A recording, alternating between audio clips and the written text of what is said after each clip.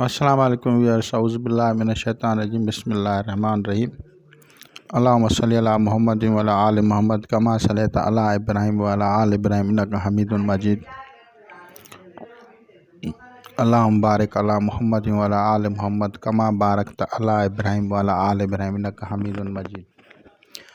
औज़ु बिल्लाहि मिनश शैतानिर रजीम, बिस्मिल्लाहिर रहमानिर रहीम। आज हम बात करेंगे कि सूरज ग्रहण और चांद ग्रहण के एमाल आपने बेशुमार देखे होंगे। बेशुमार लोग इससे अमलियात करते हैं और इसकी क़ुव्वत जो होती है वो बंदिश की क़ुव्वत होती है। जिस तरह से राहु और केतु की क़ुव्वत बंदिश होती है, राहु की अगर बंदिश नहस दौर जो होता है 18 साल पे मुहित होता है, वो आदमी 18 बरस धक्के खाता है कोई बंदिश में का शिकार हो जाए तो। बीच में थोड़ा बहुत रिलीफ आ जाता है, अगर कई सयारगान अच्छी पोजीशन पे आ जाएं तो उस वजह से थोड़ा बहुत रिलीफ मिलता है, लेकिन वो रिलीफ नहीं कहा जाता, वो उसको बिल्कुल बंदिश हो जाती है। इमराज बेतहाशा लग जाते हैं और दुश्मन हसद करते हैं और साथ में जो है उसके ऊपर जो है नज़र बद और जादू ज़्यादा लोग करते हैं ताकि ये उठ ही नहीं सके। और उसकी ज़िंदगी बहुत सारे तो इस दुनिया से रुखसत भी हो जाते हैं बीमारियों में, या अगर रुखसत नहीं होते तो फिर वो तकालीफ़ को ज़्यादा फेस करते हैं।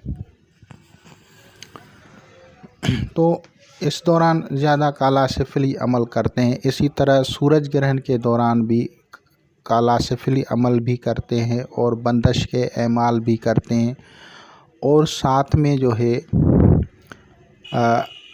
हरूफ सवामत के एमाल किए जाते हैं। हरूफ सवामत के एमाल दरअसल क्या हैं?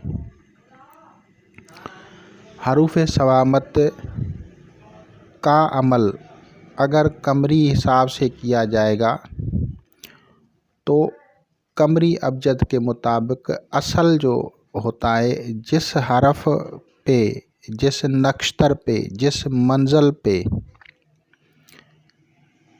जो है कमर बैठता है उस हरफ को पढ़ा जाता है और इससे उस हरफ की कमरी ज़कात अदा हो जाती है।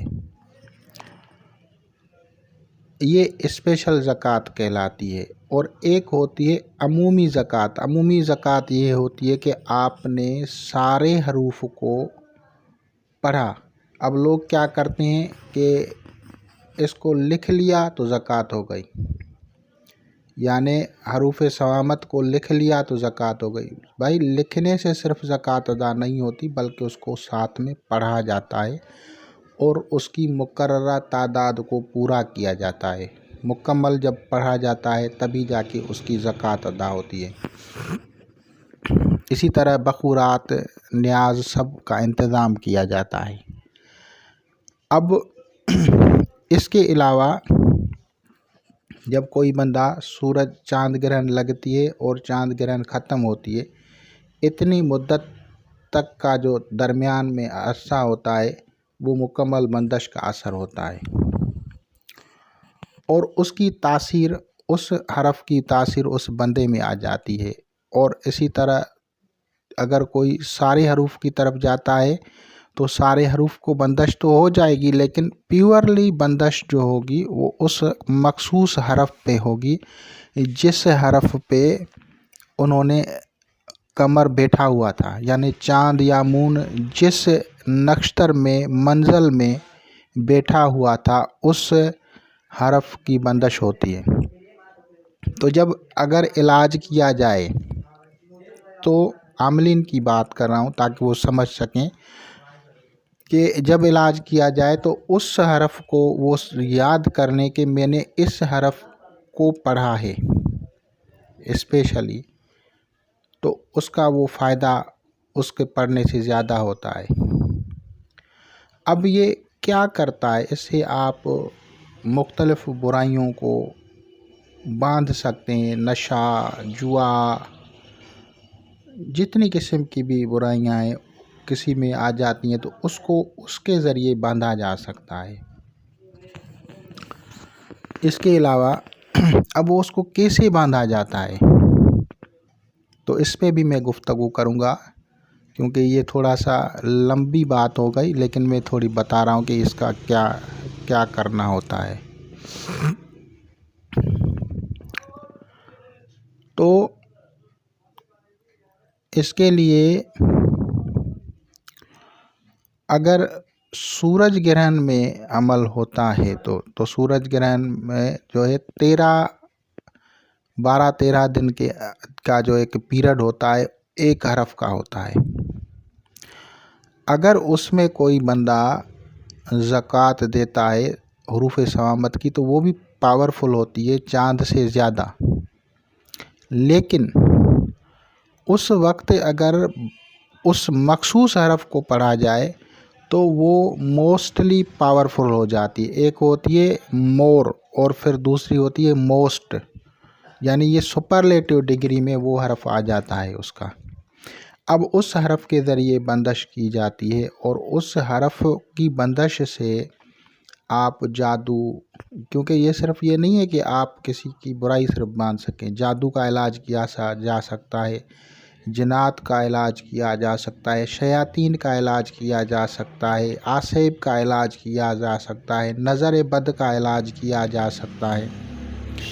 क्या करना होता है, उन्हीं हरूफ को पढ़ा जाता है, उस हरफ को पढ़ा जाता है। स्पेशली अगर कोई स्पेशल ज़कात देता है तो उसी हरफ की तकरार करेगा तो वो उसके ऊपर उस शैतान को बंदिश लग जाएगी। अब ये बंदिश कैसे की जाती है, किसी के शैतान को आप कैसे बांधेंगे?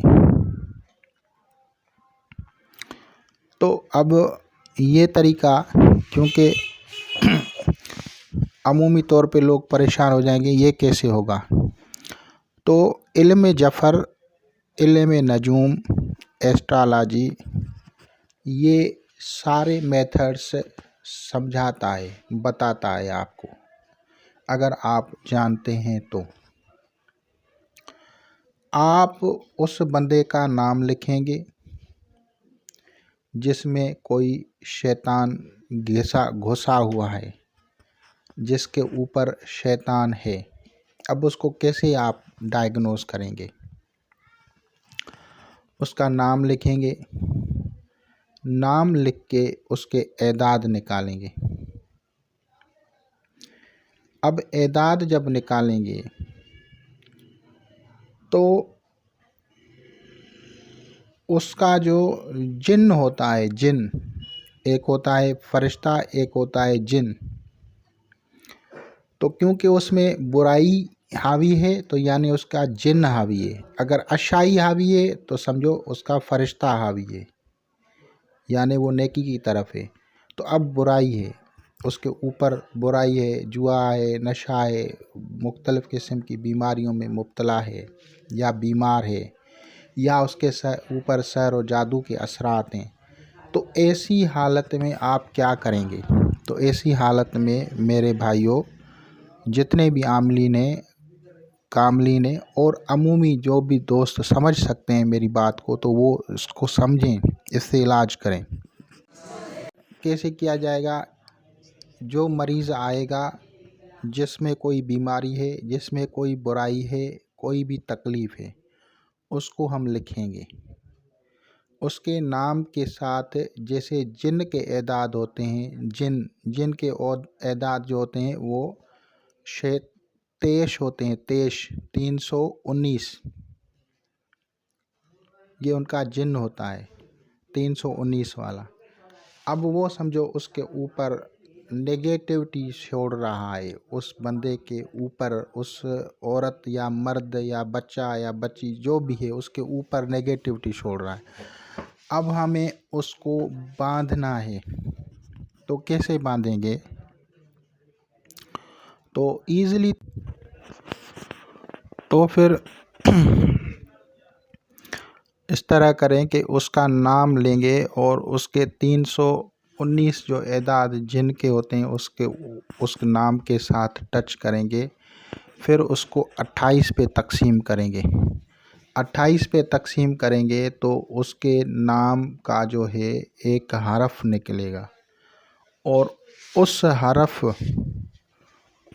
अगर वो हरूफ सवामत है तो उसको स्पेशली पढ़ा जाएगा और वो उसका फरिश्ता पढ़ा जाएगा, यानी मलाइक उसके साथ पढ़ा जाएगा, जिन्न नहीं पढ़ा जाएगा।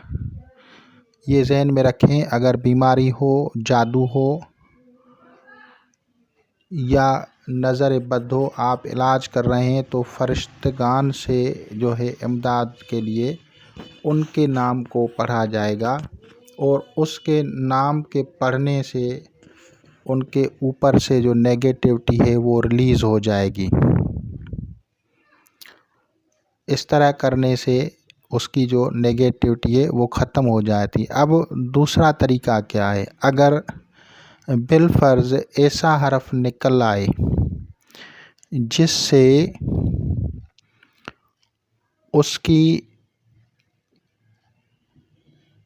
उसका जो है हरफ नुकात वाला निकले, तो फिर क्या करें? तो फिर हमें उससे तीसरा हरफ आगे या पीछे या उससे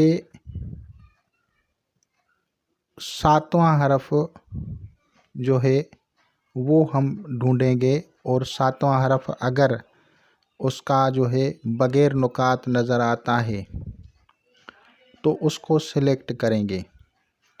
अगर वो आगे से सातवां हरफ है या पीछे से सातवां हरफ है, उसमें नुक्ता नहीं है तो उसको उठा लेंगे।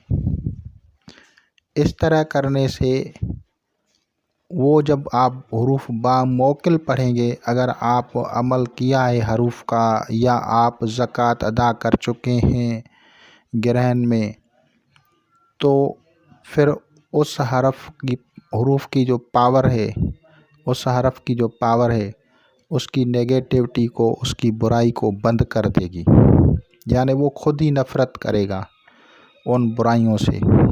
और अगर वो बीमार होगा तो उसका एक किस्म का हिसार बन जाएगा और वो जो जादू होगा वो ख़त्म होना शुरू हो जाएगा।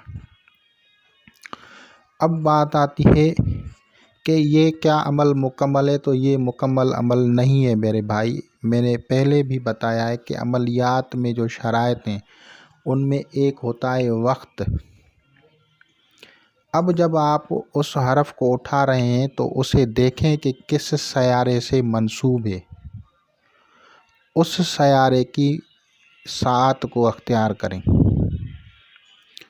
और उस सयारे का बखूर इस्तेमाल करें। फ़र्ज़ करो आपने आपका हरफ निकला अलिफ, यानी आपने 28 से तकसीम किया और नाम में कोई भी नाम है उसके नाम में आपने 319 मिला लिए।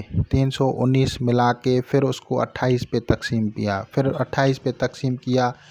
अब जो बाकी हरफ है, यानी जो बाकी एदाद आते हैं वो एक आता है, तो एक का हरफ जो है अलिफ है, तो हमें दीगर हरूफ को पढ़ने की ज़रूरत नहीं है। लेकिन अगर किसी का हरफ बे आ जाए तो बे का जो हरफ है वो खुद नुक्ते वाला है, तो अब हम उसको नहीं पढ़ेंगे। अब हम बे का जो तीसरा हरफ है दाल को पढ़ सकते हैं, और बे का पांचवा हरफ जो है वो वाव है, तो वो भी पढ़ा जा सकता है।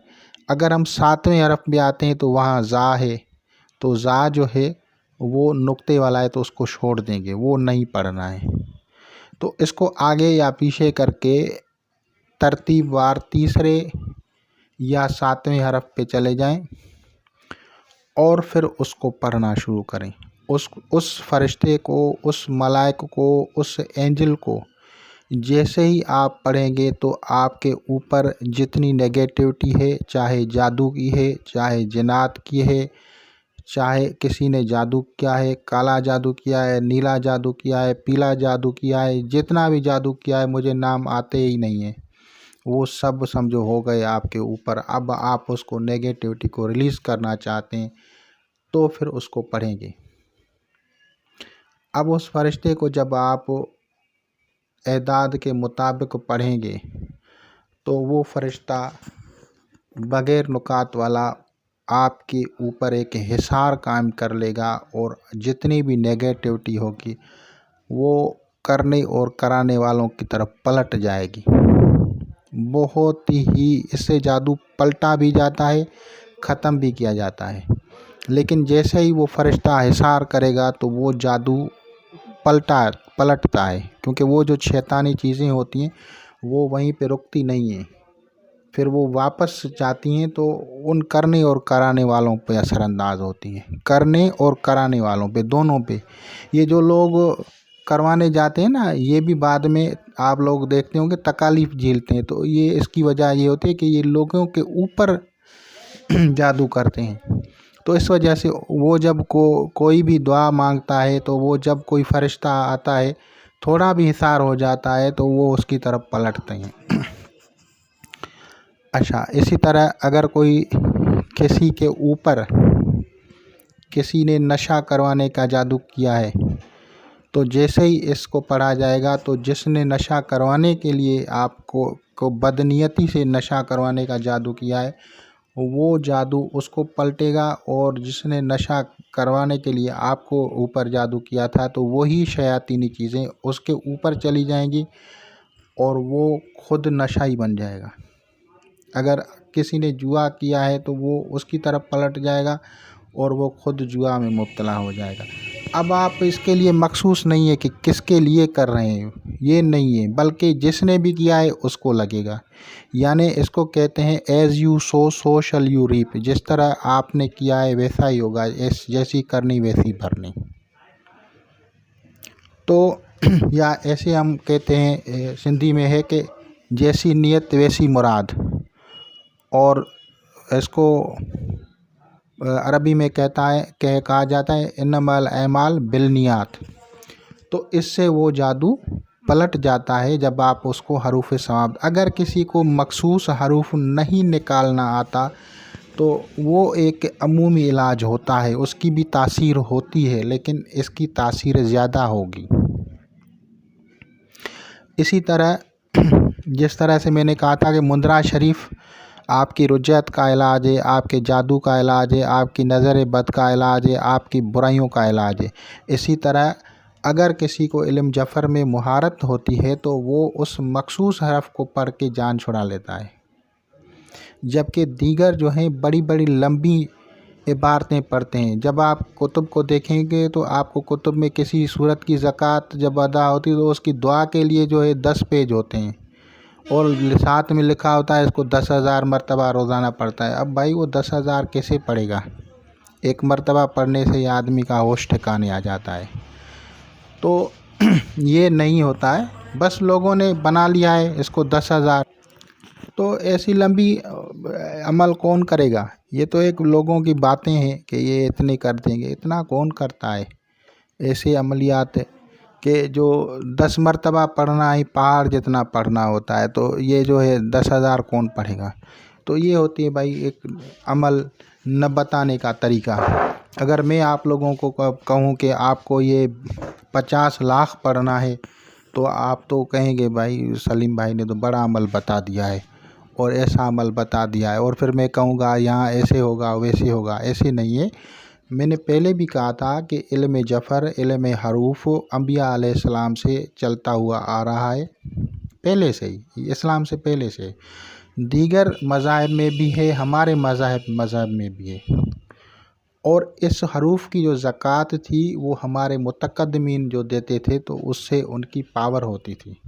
ये नहीं है कि जिसको कुछ आता ही नहीं है वो नक्श लिखना शुरू हो जाता है, वो अमल बताना शुरू हो जाता है। ऐसा नहीं है। बहुत ही इसमें एक ये आलमों का काम है, उलमा का इल्म है, आम आदमी का इल्म नहीं है।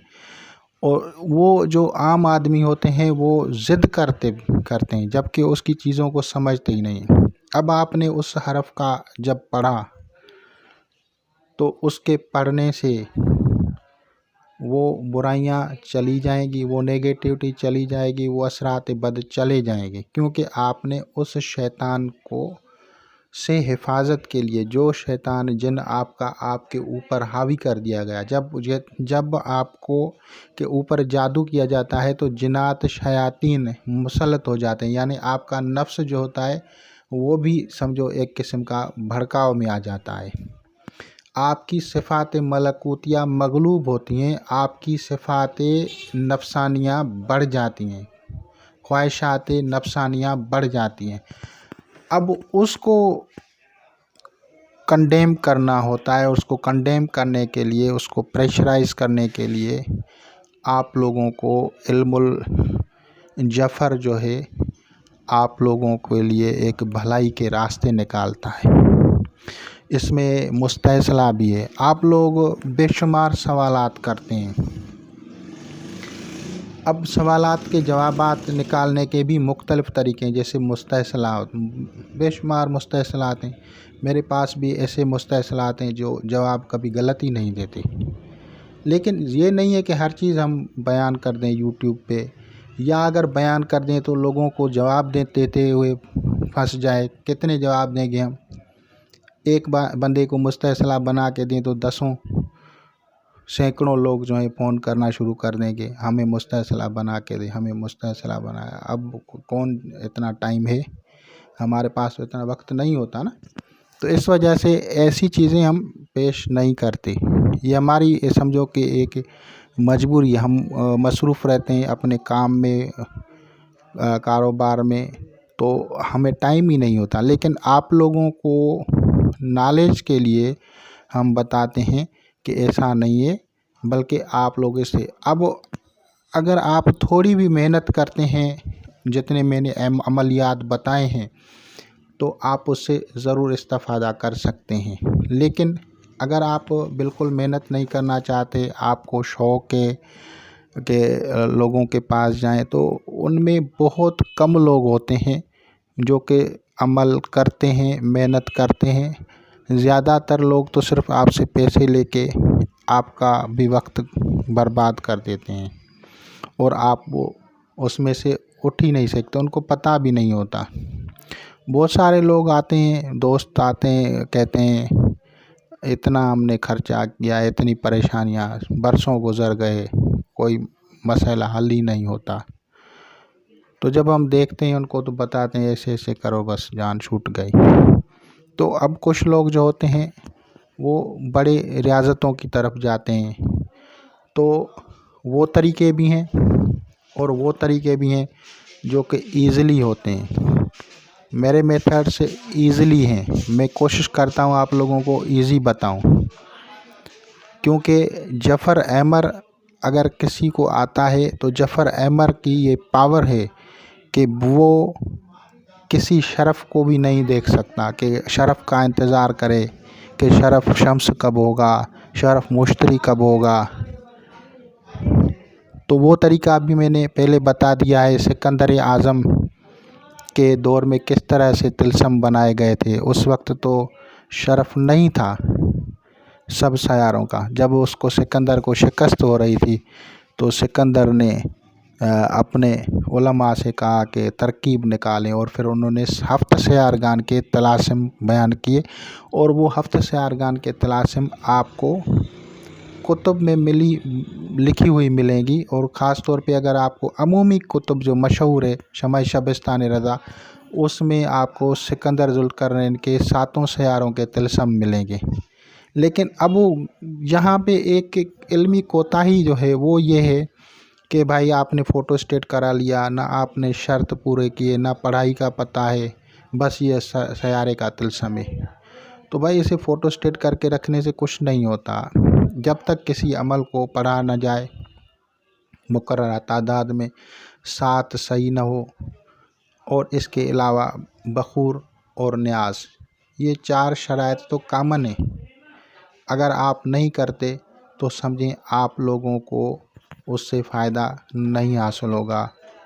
तो इस वजह से कोशिश करें अपने अगर आपको नेगेटिविटी है तो नेगेटिविटी को हटाने के लिए अगर आपने अमल किया है तो फिर आप हरूफ समामत के उस हरफ को सिलेक्ट करें और जब उसका फ़रिश्ता आप पढ़ेंगे तो उसकी जो नेगेटिविटी है यानी क़ुव्वते शैतानी या ख्वाहिशात नफसानी या सहर व जादू, नज़र बद, नशा, जिस किस्म की भी बुराइयां हैं वो उससे निकल जाएंगी। तो इंशाअल्लाह ताला अज़ीज़ आप लोग इससे इस्तिफ़ादा करेंगे। खुदा हाफ़िज़।